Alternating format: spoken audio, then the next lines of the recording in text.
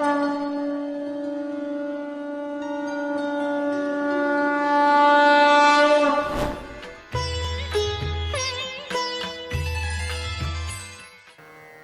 रहने लगी, क्योंकि आत्मा का संयोग धुंधली के संग ज्यादा दिन नहीं चल सकता। आत्मा प्रकाश रूप है, लेकिन वो धुंधली है, प्रकाश को जानना ही नहीं चाहती। तो फिर प्रकाश ने उसको छोड़ा और वह आत्मग्लानि से ग्रस्त होकर, ऐसा कथानक है कि आत्मदेव शरीर को छोड़ने के लिए चल दिए। तो हमारे यहाँ वेद कहते हैं सहस्त्र शीरेखा पुरुखा सहस्त्राक्षः। सहस्त्राक्ष वह परमात्मा हजारों आंखों से हमारे कर्म को देख रहा है। तो उसने देखा, अरे ये मेरा अंश, भाई मैं परमात्मा और ये आत्मा तो मेरा ही तो अंश है, अंशी का ही तो अंश है। और ये आत्मदेव होकर आत्महत्या करने जा रहा है। तो तुरंत उसको पकड़ने के लिए कि अरे भाई तू तो मेरा है, मेरा अंश है। तुरंत भगवान यति रूप में प्रकट हो गए। और कथानक कहता है कि ब्राह्मण ने जैसे ही यति को देखा तो उनके पैर पकड़ के रोने लगा। तो यति ने दोनों स्कंधों को पकड़ा, खड़ा किया उसको। कथम रोदसी विप्रत्वम काते चिंतावली असी। काय को रो रहे हो, काय बात की चिंता है? तो उस ब्राह्मण ने कहा, महाराज धिक जीवन प्रजाहीनम, संतान के बिना जो जीवन है वो धिक्कार करने योग्य है, इसलिए मैं अब इस शरीर को नहीं रखना चाहता। मेरे कोई संतान नहीं हुई। यत्न किया, गऊ पाल ली कि चलो इसको प्रसव हो जाएगा तो संतोष कर लेंगे, खुशी मना लेंगे, उसको भी कोई प्रसव नहीं हुआ। घर में फलदार वृक्ष लगा लिए, वो भी फलीभूत नहीं हुए। इतना निकृष्ट शरीर रखे मैं क्या करूं?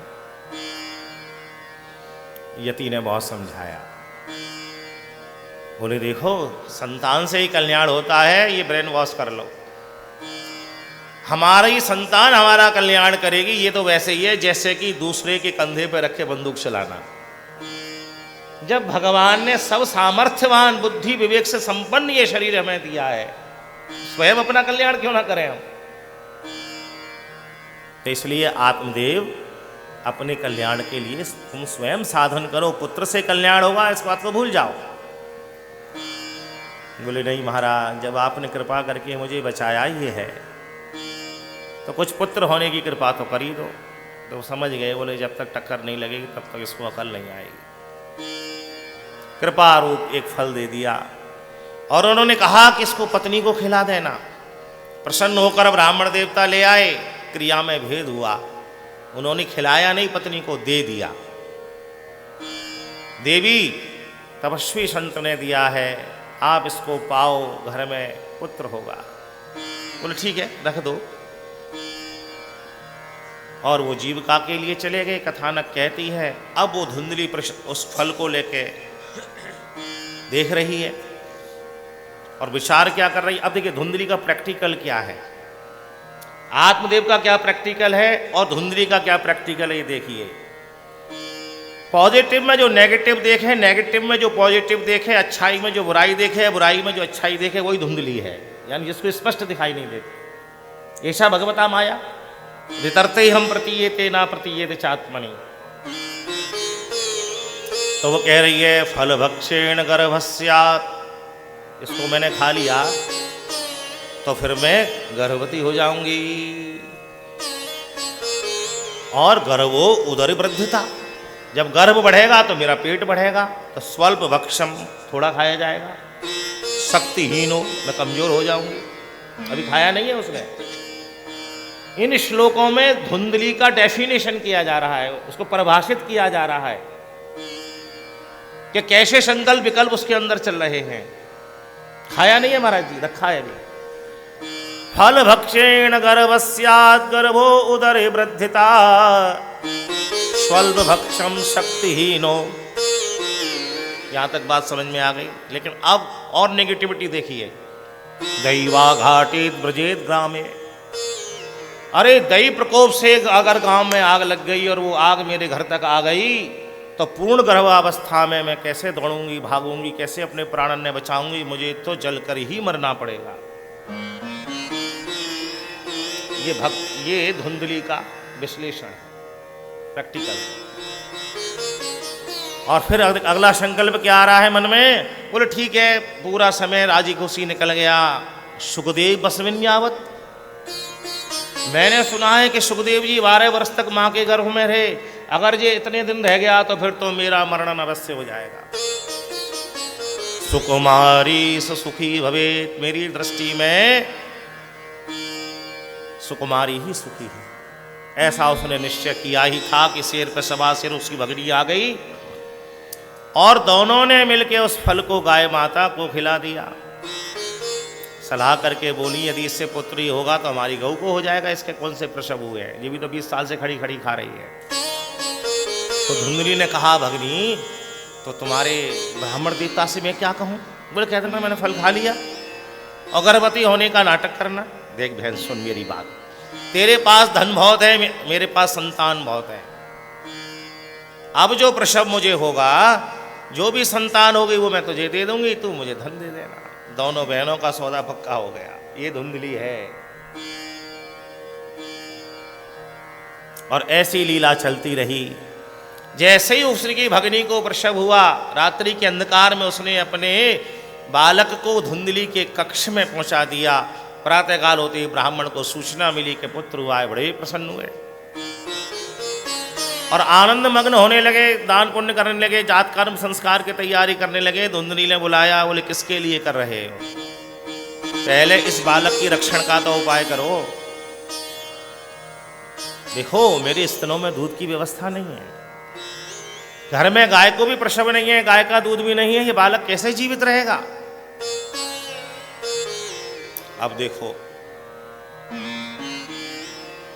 दूध की व्यवस्था कैसे हो।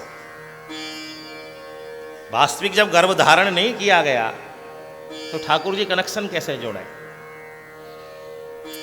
यहां पर इस प्रसंग में एक बार चर्चा हो रही थी पूज्यपाद महाराज श्री से, प्रातस्मरणीय श्री सोमदत्त जी महाराज जी से। रात्रि के समय कभी कभी वो अपने तख्त के बराबर ही अपना आसन लगवा लेते इस दास का। तो बोले भाई विष्णु भगवान नारायण ने जीव के लिए दूध की व्यवस्था ही क्यों रखी है? सबसे पहले नवजात बालक का आधार दूध ही क्यों है? भाई पालन करने की जिम्मेदारी उनकी है, तो किसी भी पदार्थ को बना सकते थे। तो मैंने कहा महाराज जी ये तो आप ही, उनका ही भाव है ये। तो बोले देखो भगवान नारायण की पालन करने की जिम्मेदारी है, तो कोई किसी के यहाँ आता है तो वो सबसे ज़्यादा वही चीज देगा जो उसके यहाँ प्रचुर मात्रा में होगी। तो बोले महाराज इनका तो घर ही क्षीर सागर में, तो यहाँ तो अनंत रूप से अथार रूप से क्षीर ही क्षीर है। तो वो जैसे ही देखते हैं कि अब ये आया, अब इसकी रिक्वायरमेंट शुरू, तो तुरंत अपने घर से उसकी माँ के स्तन का कनेक्शन जोड़ देते हैं और कोई तार दिखाई नहीं देता भाई। बोलिए संत भगवान की जय। और जब देखते हैं ठाकुर जी के अब 2.5-3 वर्ष का हो गया बालक और अब अन्न पे पूरा इसका जीवन चल जाएगा, तो तुरंत फिर कनेक्शन विच्छेद कर देते हैं। ये पूज्य महाराज जी का भाव है। तो यहां पर तो वास्तविक गर्भ ही नहीं है। तो कहा धुंधली क्या करा जाए? बोले देखो मेरी भगनी को प्रसव हुआ और उसका बच्चा चला गया, उसे बुलाओ, वो उसका पालन कर देगी। बालक की प्राण रक्षा के लिए ब्राह्मण ने ऐसा ही किया और उसकी भगनी ने उसका पालन पोषण किया। नामकरण का संस्कार का समय आया तो आत्मदेव बड़े प्रफुल्लित थे। बोले देखो हमारे पिताजी ने बड़ी सोच समझ के हमारा नाम आत्मदेव रखा था, तो हम अपने पुत्र का नाम मनुदेव रखेंगे। लेकिन धुंधली को जैसे ही पता लगा संस्कार के समय, बोले वाह तुम बड़े चतुर हो,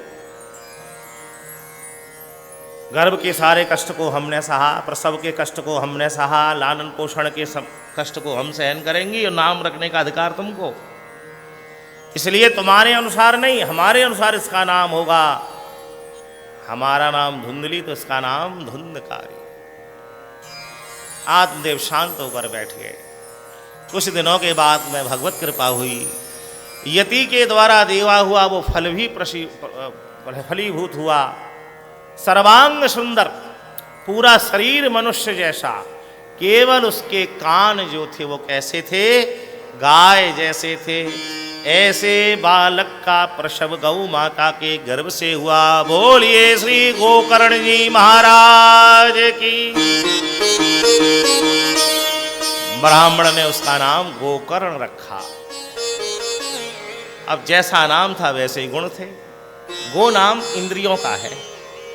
वैसे तो गौ शब्द के अनेक अर्थ हैं। गो माने गोपी, गो माने ग्वाल बाल है। और गो इंद्रियां हमारी गो के समान हो या ना हो, लेकिन कर्ण अवश्य होनी चाहिए। क्योंकि सबसे पहली जो भक्ति है वह कानों से ही संपादित होती है। श्रवणम कीर्तनम विष्णु स्मरणम पाद सेवनम। और श्रीमद् भागवत के चतुर्थ स्कंद में महाराजा पृथु ने तो भगवान से 10,000 कानों की याचना करी है। जब उनके 100वें यज्ञ में भगवान लक्ष्मी नारायण प्रकट हुए हैं तो उन्होंने कहा, महाराज मुझे तो आप अयुत 10,000 कान दे दीजिए। बोले क्या करोगे इतने कानों का? अरे बोले हरि अनंत, हरि कथा अनंत, आपकी इतनी कथाएं उनका श्रवण करूंगा। तो गोकर्ण माने भर ही निरंतर हो ही न पूरे। अब इन नामकरण के द्वारा ही दोनों के कल्याण का रास्ता नियुक्त हो गया। देखिए ये कथा हमें बहुत शिक्षाएं देती हैं। ये आत्मदेव की धुंधली की जो कथा है वो हमारे जीवन के ऊपर पूर्ण घटित है। धुंधली ने अपने कल्याण का बीजारोपण किया, धुंधकारी नाम रखे, तो उसका कल्याण वैसे ही होगा। और श्री आत्मदेव जी ने गौ के बालक का नाम रखा गोकर्ण, तो उनका कल्याण वैसे ही होगा।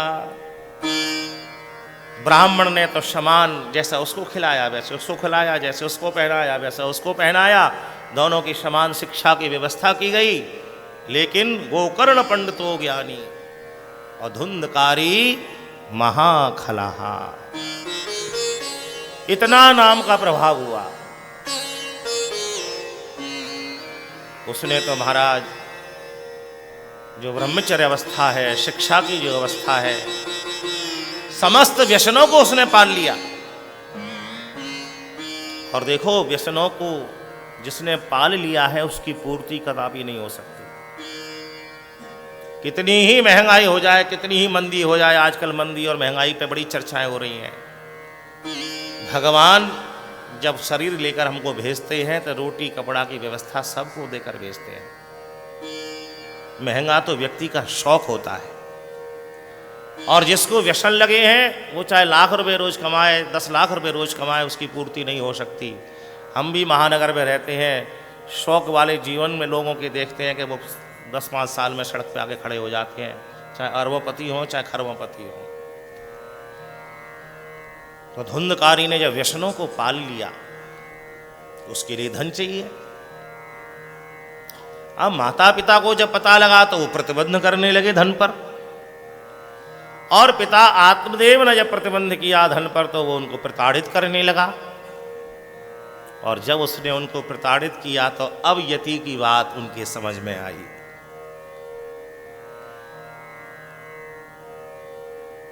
और विडंबना क्या है, आज आत्मदेव ने पुनः अपने को एक कक्ष में बंद कर लिया। जब इसलिए आत्महत्या करना चाह रहे हैं कि पुत्र नहीं है, और आज इसलिए करना चाह रहे हैं कि पुत्र है। ये संसार की लीला है। जैसे ही गोकर्ण जी को पता लगा, पिताजी बहुत व्यथित हैं। तुरंत दरवाजे पर आए, अनुनय विनय करके उन्होंने दरवाजे को खुलवाया।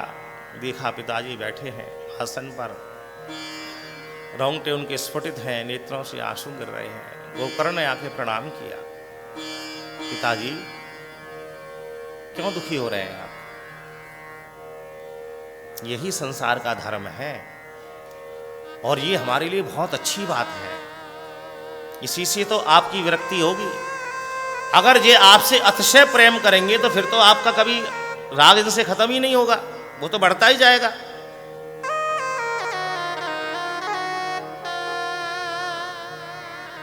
और आपका दुख का कारण क्या है उसको थोड़ा समझ लो। तो यहां गोकर्ण जी महाराज ने 2 श्लोक में बड़ी अच्छी बात कही है। और वो समझ में आ जाए तो जीवन का कल्याण हो जाए। पूरे महात्म की कथा का सार है वो।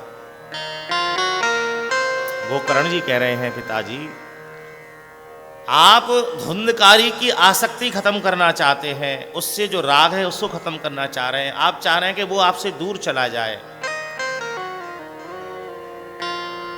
वो कैसे हो जाएगा? देहस्ते मांसुरुधिरै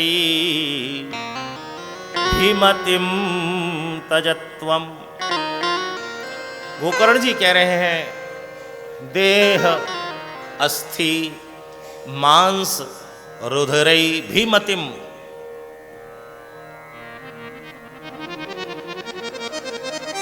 गोकर्ण जी ये समझा रहे हैं कि मान लीजिए कोई हमारे आंगन में वृक्ष लगा है और उस वृक्ष से हमें बड़ा कष्ट है, दुखदाई है हमारे लिए। अब मान लो उसको हमें यदि नष्ट करना है तो क्या हम उसके पत्तों को झड़वाएंगे, टहनियों को कटवाएंगे? उससे तो वो और अभिवृद्धि को प्राप्त होगा। तो क्या करना चाहिए? बोले उसको मूल को नाश कराना चाहिए, जड़ से उसको खुदवा के निकलवा के एक बोरी नमक उसमें और डाल देना चाहिए। तो गोकर्ण जी कह रहे हैं, ऐसे ही जो आसक्ति रूपी वृक्ष है पिताजी, आप केवल गोकर्ण धुंधकारी रूपी पत्ते को, टहनियों को नष्ट करना चाह रहे हैं। जड़ क्या है? उसके मोटे मोटे तने क्या हैं? बोले जड़ क्या है? बोले जड़ है देह अस्थि मांस रुधिरै। ये जो हमारा शरीर है, हमारा भीमति मैं हूं, ये जो मति है कि मैं ये हूं, तो जाया सुता। हमने शरीर को अपना माना तो फिर इसकी पत्नी को अपना मानना पड़ा, और फिर जब पत्नी को अपना माना तो फिर पत्नी से प्राप्त जो पुत्र है उसको भी अपना मानना पड़ा। बात समझ में आ रही होगी शायद, थोड़ी सी और उतर के समझने की कोशिश करें। रात्रि के समय कोई पतंग उड़ा रहा है, ठीक है, पतंग बहुत दूर उड़ जाती है तो उसमें कुछ लोग कंडील बांध देते हैं। अभी मैंने पिछले हफ्ते भी देखा गाजियाबाद में कंडील बांध के उड़ाते हैं। और पतंग ऊंची होती है तो कुछ लोग उसमें पुचकल्ला बांध देते हैं।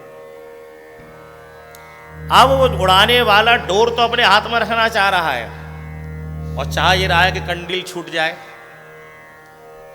पुचकल्ला छूट जाए। कैसे छूट जाएगी? जब तक डोर हमारे हाथ में तब तक कुछ छूटेगा ही नहीं। अगर छोड़ना ही है तो फिर धागे को छोड़ दो, और धागा छूटा तो पतंग भी छूट गई, कंडील भी छूट गई, पुचकल्ला भी छूट गया। ऐसे ही जब तक हमने इस शरीर को मैं मान रखा है, जबकि हम है नहीं, बहुत समझिए ध्यान से थोड़ा सा, जबकि हम है नहीं और ये सब स्वीकार करते हैं। इसमें कोई ऐसा नहीं है जिसने वेदांत पढ़ा है वही स्वीकार करता है, या जिसने गीता पढ़ी है, या जिसने शास्त्री की है। बेहद गांव की कोई औरत और पुरुष हो, जिसने स्कूल का मुख भी नहीं देखा हो, सत्संग भी नहीं किया हो, वास्तविक अपने ज्ञान को वो स्वीकार करता है। कोई माता हो गांव की, जिंदगी पर बेचारी ने गोबर ढोया, अब मान लो उसके सिर में आज दर्द है तो वो क्या कहेगी? घर में जो भी बहू है, बेटी है, पति है, पुत्र है, अरे लाली आज तो मेरे सिर में बड़ा दर्द है। क्यों महाराज जी?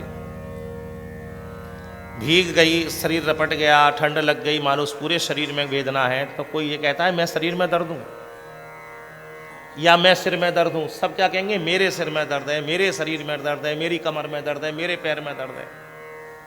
यानी everybody accept I am not body. सब स्वीकार करते हैं कि हम शरीर नहीं है। यही बात समझने वाली है बस, कि जो हम संबोधन से बोल रहे हैं कि हम शरीर नहीं हैं, वही प्रैक्टिकल में जीना शुरू हो जाए। शरीर को अपने से देखें, कह तो रहे ही हैं, गोकर्ण यही कह रहे हैं कि पिताजी आप ये छोड़ना चाह रहे हैं कि धुंधकारी की आसक्ति खत्म हो जाए, नहीं छूटेगी जब तक कि पत्नी की नहीं छूटेगी, क्योंकि जो उससे जुड़ा हुआ है। और पत्नी की किससे बंधी हुई है? शरीर से। तो शरीर की आसक्ति छूटेगी तो ये दोनों अपने आप छूट जाएंगे। जैसे पतंग छोड़ दी तो महाराज कुछ कल्ला भी गया और कंडील भी गई। ये श्लोक कह रहा है, मैं नहीं कह रहा। देहस्ते मांसुरुदरैर्भिमतिं तजत्वम्। अस्थि मांस और रुधिर के पिंड में मैं हूं, ये अपनेपन का त्याग होना ही जाया श्रुता। और वो भी बोले इसके अलावा भी और कुछ जो जुड़ा हुआ है, पुत्र के आगे भी तो पौत्र है, पर पौत्र है, बड़ा लंबा संसार है, बोले वो सब छूट जाएगा। देहस्ते मांसुरुदरैर्भिमतिं तजत्वं जाया श्रुताति सुषदां ममतां विमुञ्च पश्यानिशं जगदिदं क्षणभंगनिष्ठा। और आप धुंधकारी को ऐसा क्यों समझ रहे हैं? ये तो संसार का नियम है कि ये परिवर्तनशील है। आज जिससे हमारा प्रेम है कल उससे द्वेष होगा, जिससे आज द्वेष है उससे प्रेम होगा। ये संसार तो परिवर्तनीय है। पश्यानिशम जगदिदम क्षणभंगनिष्ठा, ये तो हर क्षण बदल रहा है। वैराग राग रसिको भव भक्त निष्ठा। आप शरीर की आसक्ति का भी त्याग करके वैराग्य के जो रसिक है ना, उनकी संगत करो। बोले एक श्लोक हो गया, वैराग राग रसिको भव भक्त निष्ठा। और दूसरे श्लोक में फिर वो कह रहे हैं, न्यूट्रन होकर शरीर की आसक्ति का त्याग करके, शरीर की आसक्ति का त्याग हुआ तो बाकी सब अपने आप छूट गए। फिर क्या करना है? दूसरे श्लोक में, धर्मम भजस्व सततम त्यज लोक धर्मान। गोकर्ण जी बहुत स्पष्ट कह रहे हैं पहले से ही कि हे पिताजी, धर्म के पथ पर चलो। और ये मान लेना कि जब धर्म के पथ पर चलेंगे पिताजी तो लोक धर्म सामने आएगा। जैसे कि आप लोग आए हैं, अधिकांश संख्या में शामली से आए हैं, अन्य अन्य क्षेत्रों से भी आए हैं, तो हो सकता है कि इन्हीं 8 दिनों में घर में किसी के यहाँ सुख दुख हो, कहीं आपको आने जाने की व्यवस्था, निमंत्रण आ गया हो, वो लोक धर्म आ गया। लेकिन धर्म का जो अनुष्ठान करना है वो तलवार की धार पे चलने के समान है। धर्म के अनुष्ठान पर वही चल सकता है जो लोक धर्म को गौण कर सकता है। गोकर्ण जी कह रहे हैं, धर्मम भजस्व सततम त्यज लोक धर्मान और सेवस्व साधु पुरुषान जहि काम तृष्णाम। जिनके जीवन में काम और तृष्णा का नाश हो गया है, ऐसे साधु जनों की सत्संग करिए, धर्म के मार्ग का अनुष्ठान करिए। अब धर्म क्या है? धर्मणा गहनो गति है महाराज। वर्तमान समय में धर्म का रूप केवल यह है कि हमने सुबह शाम धूप बत्ती दीपक जला दी, अपने देवता के आगे आरती उतार ली, यही धर्म है? माताएं बहनें कीर्तन करती हैं अपनी गली कक्ष में जो मंदिर वगैरह होते हैं, पुरुष लोग हनुमान जी की सेवा करने चोरा प्रसाद चढ़ाने जाते हैं, लेकिन वहाँ कहीं ना कहीं हमारी कामनाएं छिपी रहती हैं। बेटा पास हो जाए, बेटा बड़ा हो जाए, बेटे का ब्याह हो जाए, इत्यादि आती, व्यापार चल जाए, हम स्वस्थ हो जाए, कहीं ना कहीं कुछ ना कुछ जुड़ा ही रहता है। वो धर्म नहीं है। धर्म केवल यह है कि जिस देवता के लिए आपने जो कर्म किया वो केवल उसकी प्रसन्नता के लिए किया, वो धर्म है। अनेन भगवान नारायण प्रीत्यर्थे। और भैया संकल्प यदि पढ़ लो तो उसमें तो ऐसा लगता है कि रुद्राभिषेक करा रहा है या बिल्कुल शिव जी को ठगी लेगा वो है। सकल मणिकामना सिद्ध्यर्थम धर्मादि चतुर्भुष्टात् सिद्ध्यर्थम प्राप्त लक्ष्मी संरक्षणार्थम अप्राप्त लक्ष्मी प्राप्त्यर्थम नवग्रहण कुलता सिद्ध्यर्थम। ठग ले तू भोलेनाथ को, एक अभिषेक में शिव जी को ठग ले बेचारे हो। धर्म वह है जो केवल हम कर्म करें, पंचोपचार करें, चाहे षोडशोपचार करें, चाहे राजोपचार पूजा करें, जिस देवता के प्रति करें केवल उसकी प्रसन्नता के लिए करें। कल विस्तार से कहूंगा मैं इसको। भागवत जी के दूसरे श्लोक में यही प्रतिपादित किया है व्यास जी ने। तो धर्म वह है जो केवल देवता के लिए किया जाए, भगवान के लिए किया जाए, जो भी हमारा इष्ट है उसके लिए किया जाए। तो धर्मं भजस्व सततं त्यज लोक धर्मान सेवस्व साधु पुरुषान् जहि काम तृष्णाम। बोले ऐसे जो साधु जन हैं हे पिताजी, उनका प्रैक्टिकल क्या है कि अन्यास्य दोष गुण चिंतन मास, वो किसी के गुण दोष का चिंतन नहीं करते और हमेशा वो सेवा कथा में लगे ही रहते हैं। आप ऐसे साधुओं का संग करिए। गोकर्ण जी महाराज ने समझाया, यानी कानों के माध्यम से कल्याण होता है। आत्मा का विषय केवल कान है, ये बता देता हूं मैं आपको। पंच भौतिक शरीर की स्वस्थता इससे है। यहां से खाते पंच भौतिक जो ये शरीर है, छित जल पावक गगन समीरा, ये किससे स्थित है? यहां से। जैसा खाएंगे वैसा स्थिर रहेगा। लेकिन आत्मा का जो पोषण है वो केवल यहां से होता है। आत्मा को यदि आपको खाद पानी देना है ना, उसको पोषण करना है, तो उसका विषय केवल ये कान है, गोकर्ण है। और भगवत प्राप्ति भी उसी को होती है, पंचभौतिक को किसी को नहीं होती। भाई पंचभौतिक तो यहीं धरा रह जाता है कि नहीं, चाहे उसको प्रवाहित कर दो, चाहे उसे भस्मीभूत कर दो, चाहे उसे गाड़ दो। भगवत प्राप्ति किसको होती है? ना स्थूल को होती है, ना सूक्ष्म को होती है। कारण से भी परे जो है उस आत्म तत्व को होती है।